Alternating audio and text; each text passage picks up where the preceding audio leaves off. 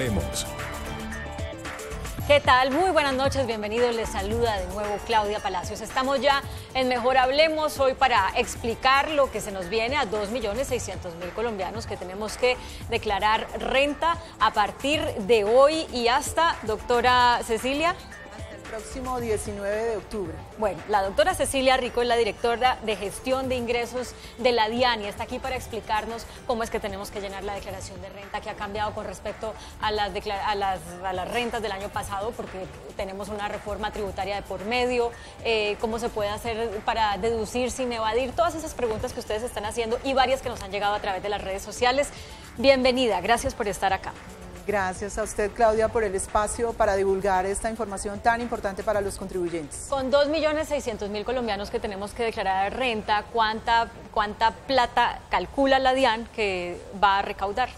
Hay que aclarar que necesariamente declarar no implica que tengamos que pagar, porque la mayoría ya hemos pagado con la retención en la fuente. Sin embargo, la DIAN estima que va a obtener un recaudo superior a los 2 billones de pesos. Aparte de lo que ya la gente ha declarado con la retención en la fuente, los que elaboramos, pues, sí, los que nos deducen cada mes a mes. Nos deducen del salario una porción que es la retención a título del impuesto. ¿Esos 2 billones de pesos son más o menos que los del año pasado? Son más. Uno puede decir que las personas naturales en Colombia, quienes estamos obligados a declarar, contribuimos con una suma cercana a los 8 billones de pesos.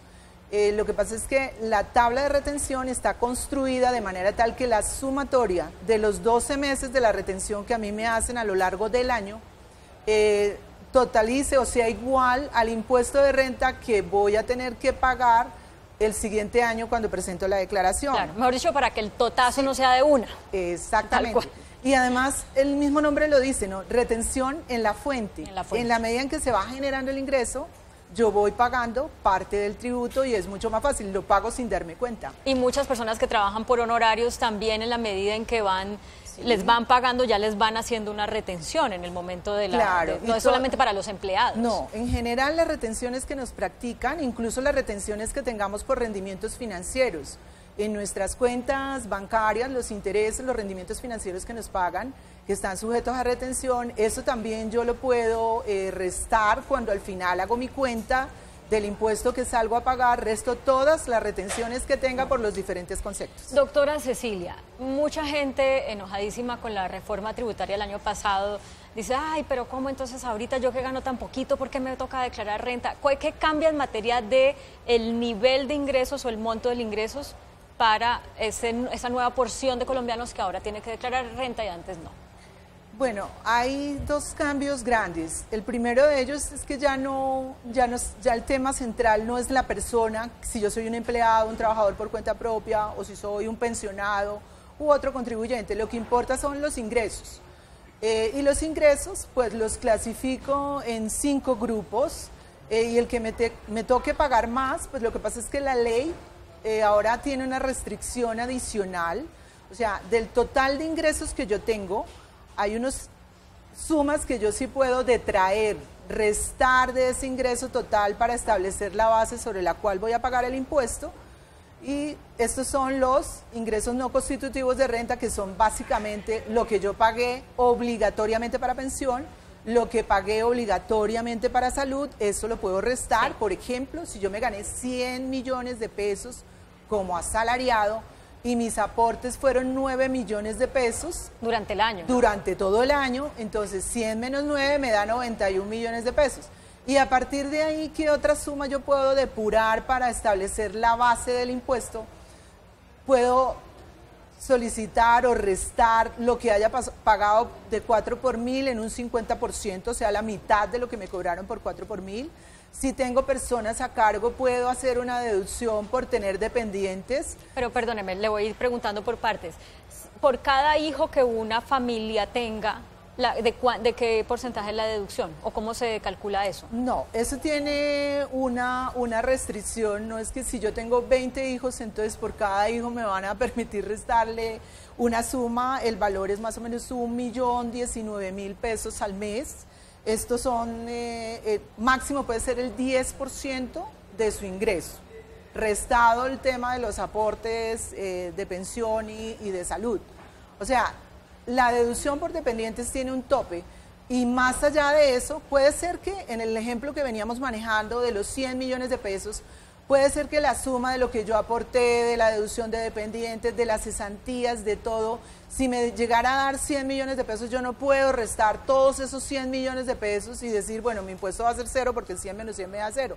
Porque la norma, y ese es el otro cambio grande, dijo, no, entre deducciones y rentas exentas, no puede restar más allá del 40% en el caso de las rentas de trabajo. O sea, para una persona que se ganó en un año 100 millones de pesos, no puede restar para declarar, para estar libre de declaración, más de 40 millones de pesos. Del 40% de los 100 millones menos los 9 millones de pensión y salud, o sea, el 40% de 91 millones, eso más o menos le da 36 millones 859 O sea, que máximo cada persona puede restar de sus ingresos en total, los que tenga por salario, por arriendos, por acciones, por de todo, más o menos el 49%. No podemos mezclar los salarios con los arriendos. Los arriendos son un rendimiento de capital, es una renta de capital. Entonces, yo me puedo haber ganado los 5 conceptos. Me pagaron dividendos y participaciones, me pagaron salarios, me pagaron arrendamientos, soy pensionada de otra empresa donde trabajé, entonces me pagan pensiones y además me pagaron dividendos y participaciones por unas acciones que tengo. Por ejemplo, ese es el ejemplo de la persona que tiene ingresos por todas las formas de tener ingresos. Por todas las formas. Entonces, el impuesto se define por cada tipo de ingreso. Entonces, en el caso de las rentas de trabajo no puedo restar más allá del 40% del total de ingresos que me pagaron por rentas de trabajo menos los aportes obligatorios a salud y pensión. O sea, que ahí se aplica lo que yo le dije ahorita de que sería como el 49%, pero solo para los empleados de... Para las rentas de trabajo. Ya nos olvidamos del concepto de empleados, porque puede ser que yo preste también mis servicios profesionales y me pagan honorarios, yo solita, lo que vendo es mi conocimiento, entonces es una renta de trabajo, la llevo a la cédula de rentas de trabajo. Así no sea un salario mensual, sino que es... Pero si para percibir eso yo necesito contratar a Claudia y a otra persona más por un periodo superior a 90 días, ya no me puedo ir a la renta cedular de rentas de trabajo, sino que tengo que irme a la renta no laboral. Y esa renta tiene una forma de depuración distinta de la renta de trabajo y un tope un porcentaje menor, porque ahí solamente puedo restar el 10%.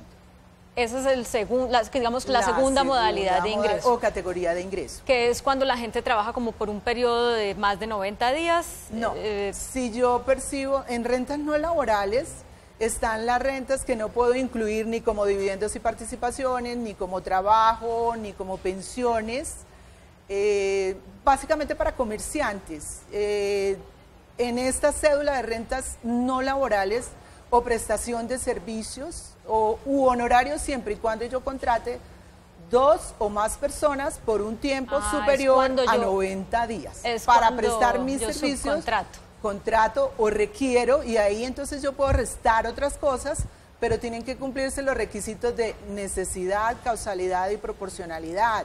Por ejemplo, si yo presto servicios de arreglar un computador o un equipo de sonido y para eso hay que mirar si realmente se requería contratar otras 2 personas y es proporcional lo que voy a restar, porque no puede ser que vaya a percibir, por ejemplo, 1 millón de pesos y yo descuente 1.200.000, porque no tiene sentido. Claro. Bueno, esa es la segunda categoría. La tercera categoría es la gente que tiene dividendos, que tiene acciones, entonces recibe dividendos. Que eso fue muy polémico en la reforma tributaria y de hecho sigue siendo muy polémico porque dicen, claro, le subieron el impuesto a las empresas, pero resulta que quienes son accionistas de esas empresas y obtienen dividendos de las ganancias de esas empresas quedaron casi exentos, mientras que las empresas sí quedaron muy gravadas.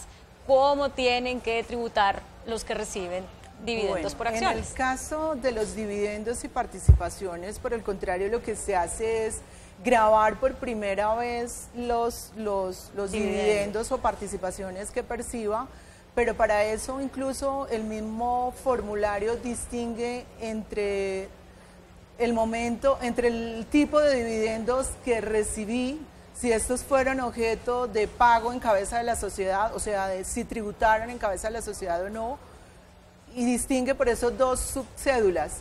La tabla del impuesto es distinta, hay una tabla que se estableció y dependiendo de determinado monto, pues va a pagar el 5% o el 10%. Es una tabla distinta de las otras cédulas. Claro, pero entonces dependiendo de lo que cada persona obtiene en dividendos por acciones, paga el 5% sobre eso, sí, y si obtiene más de cuánto paga el 10%. Sí, tiene por ahí el valor en el caso de las...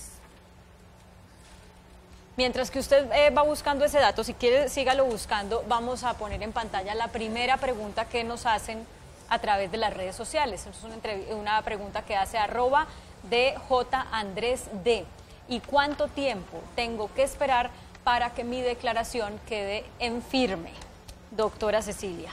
Hasta la ley 1607 de 2012, el término de firmeza era 2 años. ¿Qué quiere decir esto de término de firmeza? La declaración de renta es una autoliquidación que yo hago como contribuyente. Entonces la DIAN tenía 2 años para revisar si su declaración estaba correctamente diligenciada o no y para objetarle si había omitido ingresos o si había tratado de manera incorrecta alguna deducción o alguna renta exenta a la que no tuviera derecho. Con la nueva ley 1819 de 2016, ya la DIAN no tiene 2 años, tiene 3 años para poder hacer la revisión de si usted presentó o no. Esto lo que quiere decir es que si una persona no hace bien su declaración de renta, comete un error, ya sea porque se equivocó de buena fe o porque quiere evadir y entonces hace cosas que no debe, la DIAN tiene 3 años para verificar si eso es así y en ese caso pedirle que pague lo que tenía que pagar y cobrarle una multa. Bueno, hay un procedimiento tributario establecido en el estatuto, garantizamos el debido proceso, lo primero que hacemos es requerirlo persuasivamente, luego viene todo un proceso en fiscalización que dependiendo de la fecha en que el momento en que el contribuyente acepta corregir la declaración, pues la sanción es más o menor gravosa. Si yo acepto de una vez lo que la DIAN me está diciendo que corrija, pues la sanción que voy a pagar pues es menor. Sí, sigamos con la otra categoría, o sea, ya vimos divisas, ya vimos trabajo y ya vimos rentas de capital, de alguna manera con los arrendamientos. ¿Qué más falta? Las pensiones. Hay una renta cedular de pensiones que es para pensión de sobrevivientes, vejez, invalidez, los saldos o las devoluciones de saldos de ahorro pensional que tenga, estas las llevo a esa cédula. La mayoría de los declarantes no van a pagar, nosotros estimamos que son 53.000 pensionados los que están obligados a declarar con la información que tenemos de declaraciones anteriores. Perdón, ¿por qué 53.000? ¿Cuántos pensionados hay? ¿Usted lo sabe? Bueno, hay muchos pensionados en el país, pero los obligados a declarar, ojo, es que para cualquier persona, no importa si sea pensionado, lo que hay que verificar es que cumpla uno de los 6 requisitos que señala la norma. ¿Qué son y cuáles? Entonces, si yo tuve, los 6 requisitos son, primero, ingresos brutos durante todo el año 2017 iguales o superiores a 44.6 millones de pesos. O sea, ¿quiénes van a declarar? Personas que tengan ingresos superiores a 3.717.000 pesos mensuales. A declarar, lo cual renta, no quiere decir no pagar. A pagar. Más no pagar. Puede ser que yo no tenga rentas, no haya tenido ingresos, pero tengo un patrimonio bruto que es igual o superior a 143.366.000 pesos, por ese solo hecho estoy obligado a declarar. Y más aquí, no a pagar. Más no, bueno, depende de cada situación. Es que al fin y al cabo la declaración es un reporte de información de sus ingresos, de su patrimonio y dependiendo de eso va a tener que pagar alguna suma por impuesto si le resulta algún valor a pagar. Aclaro el tema del patrimonio porque la mayoría de los colombianos hemos adquirido nuestra casa de habitación con un crédito hipotecario, entonces mi casa puede valer 300 o 200 millones de pesos y le debo 150 al banco. El valor que debo tener en cuenta para establecer si estoy o no obligado a declarar es los 300 millones en el ejemplo que estoy poniendo. O sea, los que ya son míos, lo que no le debo al banco. No, sin tener en cuenta lo que yo le debo al banco. Puede ser que mi inmueble, vuelvo y digo, vale 300 millones de pesos, pero yo le debo 200 millones al banco y digo, no, eso es más del banco que mío, pero yo respondo por los 300 millones.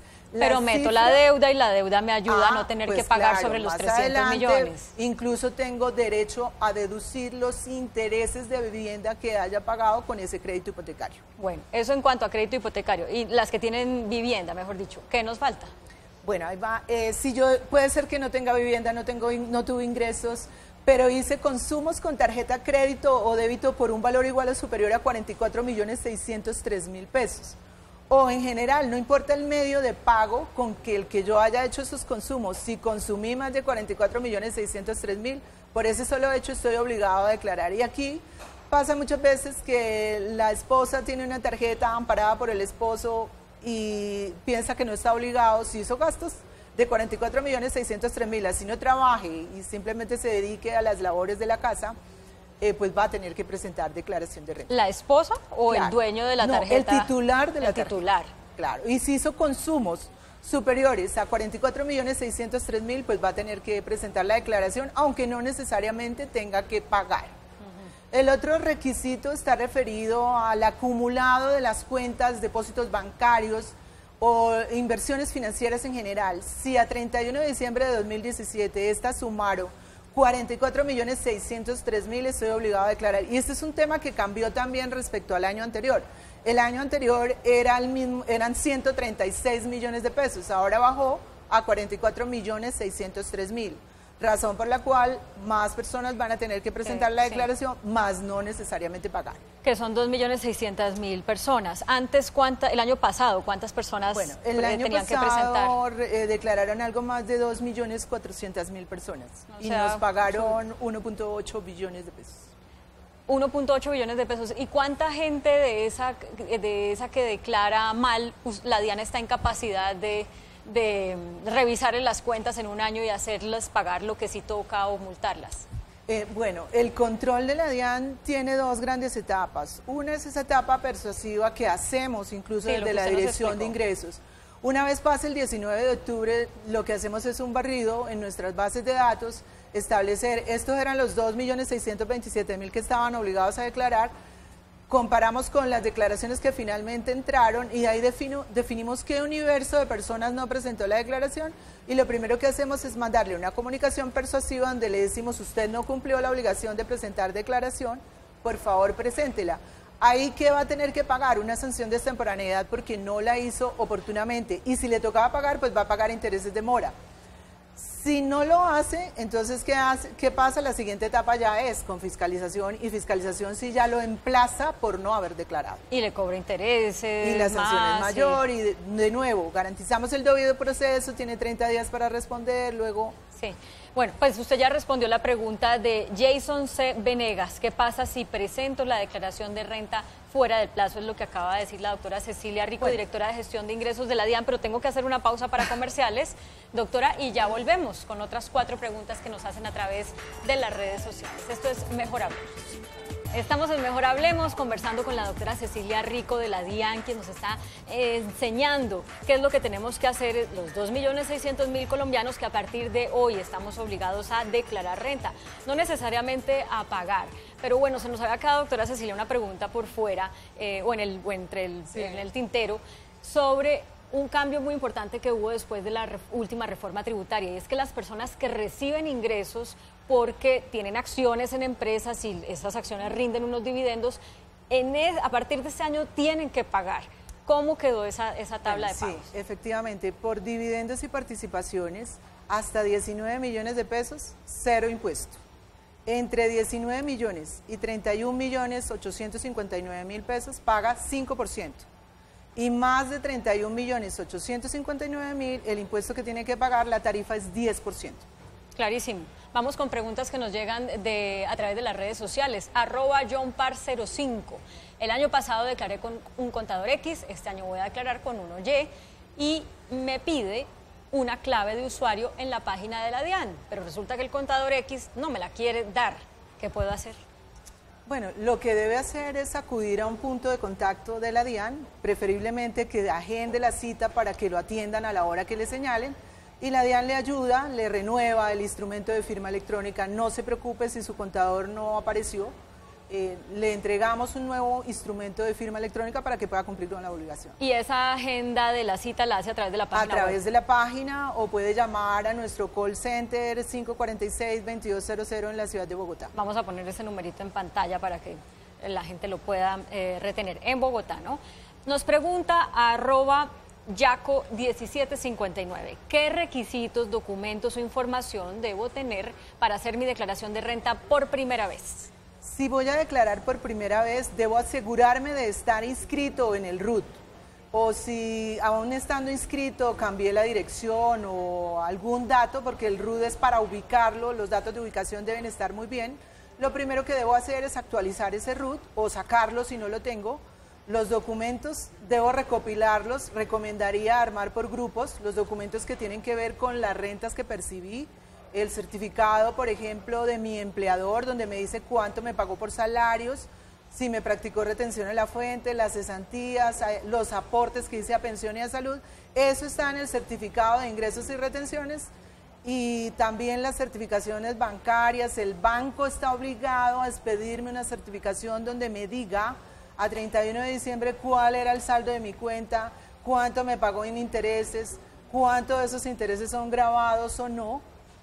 Y si tengo bienes para la parte de patrimonio, las escrituras de los bienes que tenga, recomendable más bien la declaración del predial, porque lo correcto es que declare ante la DIAN el inmueble que tengo, mínimo por el mismo valor que lo tengo en mi declaración de predial.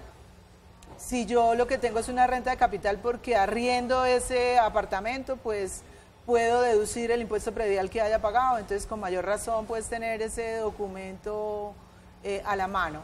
El RUT, hay muchas ayudas que ha puesto la DIAN en la página, entonces es importante que escriba muy bien el número del RUT cuando empiece a diligenciar la declaración. Bueno, a propósito del calendario, a partir de hoy y hasta qué día de octubre es que la gente puede pagar. ¿Qué día de octubre? Bueno, hay unas fechas. Dígame el día de octubre primero y ya explicamos cómo el 19 de hasta octubre, el 19 de octubre. hasta el 19 de octubre. Bueno, entonces, ¿cómo es esto? Igual la gente lo puede consultar en la página de la DIAN, ¿no? Sí. ¿Qué días, qué número se vence Pero cada una día? Precisión, Claudia, no quiere decir que cualquier persona natural tenga plazo hasta el 19 de Exacto, octubre eso es para lo que quiero que presentar la explique ahora. declaración. Eso es dependiendo de los últimos dos Dependiendo de los dígitos de la dos cédula. últimos dígitos, ¿Cómo sí, es la fórmula? Entonces, el 9 de agosto, hoy jueves, vence la fecha para las personas naturales cuya cédula termine en los dígitos 99 y 00.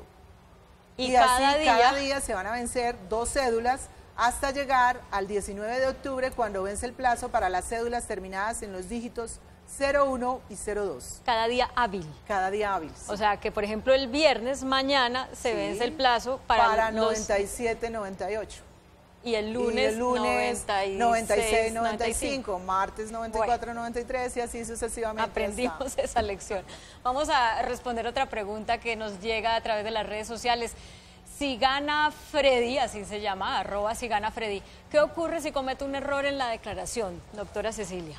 Bueno, depende del tipo de error que se haya registrado. De todas formas, tiene plazo para hacerlo antes de la firmeza. Entonces, la recomendación es que en cuanto se percate del error, corrija la declaración, presenta una declaración corrigiendo los valores. Haga la corrección. Tiene pues un año para hacer eso. Ah, bueno. Pregunta alguien si todos los funcionarios públicos están obligados a declarar renta, incluidos los docentes del magisterio. No importa qué tipo de persona soy, si soy empleado público, particular, privado, lo que importa es el ingreso. Si yo soy un empleado público y gané más de 44.603.000, estoy obligado a declarar. Si trabajo en una empresa privada y tuve ese mismo nivel de ingresos, pues estoy obligado a declarar. Una cuestión final porque se nos va acabando el tiempo. La gente que dice, pero yo como hice tantas donaciones, entonces yo no tengo que andar declarando tanto porque yo doné mucho de lo que yo recibo. Bueno, las donaciones, de todas formas, va dentro del paquete. De nuevo, lo que hay que tener en cuenta es cómo depuro cada renta cedular. Si es mi renta de trabajo y yo hice donaciones, pues eso va dentro del paquete total de deducciones y exenciones que no me pueden superar el 40%. Que fue lo que ya nos explicó al principio. principio. No es cierto que por haber hecho donaciones no tenga que pagar. Tengo Sí. que hacer la cuenta específica dependiendo de los ingresos que tuve. Hay gente que dice, ay no, yo le pasé todo al contador. Si el contador se equivocó, que no me venga a mí la Diana aquí a cobrarme multas ni nada. bueno. ¿Qué pasa? Quien responde, y aprovecho para hacer la aclaración, nos suele pasar mucho. El año pasado 40.000 personas obligadas no declararon. Y muchas de ellas cuando las requerimos dijeron, es que yo le presté mi cuenta bancaria a un primo para que me consignara unos recursos. Quien responde es el titular de la cuenta. Y entonces es el titular de la cuenta quien responde ante la DIAN, no el contador. O sea, la DIAN dispone de unas ayudas y es voluntad del contribuyente si utiliza o no servicios profesionales de un tercero para cumplir y hacer su declaración. Por eso hemos puesto un programa Ayuda Renta en donde con sus documentos el programa lo va guiando y usted mismo puede hacer su declaración. Doctora Cecilia, hay 1000 preguntas más, pero se nos acabó el tiempo y le agradezco mucho por todas sus explicaciones y aclaraciones. Y bueno, el llamado a la gente para que consulte la página de la DIAN, la fecha en la que le toca pagar, cómo es todo eso, bueno, todo lo que ya nos acaba de explicar. ¿Y hay una feria de servicios que es? Sí, una feria de servicios entre el 8 y el 10 de agosto en la ciudad de Bogotá, en el Centro Empresarial El Cubo de Colsubsidio, y en las 34 direcciones seccionales del país. Vamos a estarles orientando, enseñándoles a descargar el programa Ayuda Renta y todas las dudas que tengan. Se me acabó el tiempo. Muchas gracias. No, a usted. Bueno, a ustedes también muchas gracias por acompañarnos. Los dejamos como siempre con el adelanto de las caricaturas que serán publicadas mañana en El Tiempo Impreso y en eltiempo.com. Que tengan feliz descanso.